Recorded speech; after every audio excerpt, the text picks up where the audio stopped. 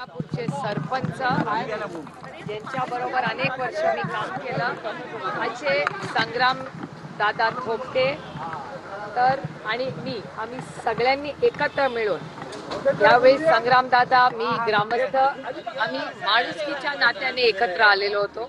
माननीय मुख्यमंत्र्यांनी वेळ दिली याबद्दल मी माननीय मुख्यमंत्र्यांचे मनपूर्वक आभार मानते आणि माननीय मुख्यमंत्र्यांनी आम्हाला शब्द दिलेला आहे की अतिशय तातडीने ते स्वतः या केसचं मॉनिटरिंग करतील आणि जोपर्यंत या नराधामाला फाशी होत नाही माननीय मुख्यमंत्र्यांचं ऑफिस त्याच्या जातीने लक्ष घालेल. मी आमच्या सगळ्यांच्या वतीने मी माननीय मुख्यमंत्र्यांचे मनपूर्वक आभार मानते. आम्ही माननीय मुख्यमंत्री आणि पोलीस यंत्रणेवर विश्वास टाकलेला आहे आणि त्याच्यामुळे आता पुढे केसचं काय होतं याचा आम्ही सगळे मिळून फॉलोअप घेऊ.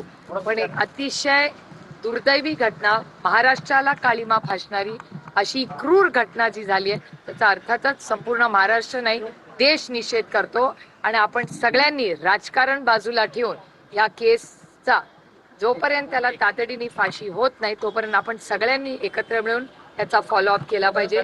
मी माध्यमांचेही मनपूर्वक आभार मानते. सगळे कॅमेरामॅन असतील सगळे रिपोर्टर्स असतील ज्या पद्धतीने तुम्हीही हा विषय लावून धरलेला आहे एक अवेअरनेस प्रोग्राम आपण संपूर्ण राज्यात घेतला पाहिजे. आजही कानावर आल्या आहेत काही घटना काल आणि आज महिलांवर होणारे अत्याचार मुलींवर होणारे अत्याचार हे वाढत चालले आहेत.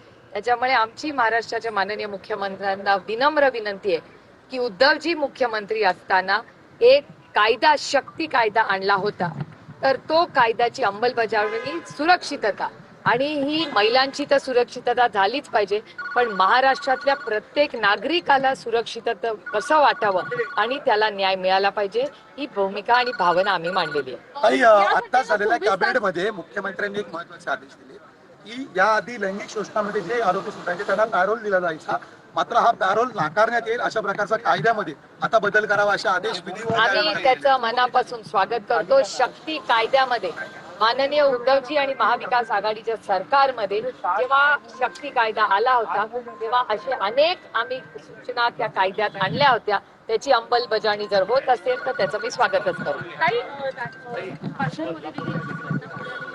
अशा अनेक घटना काल आणि आज मध्ये आलेल्या. एक मिनिट त्यांचा एक प्रश्न चालला.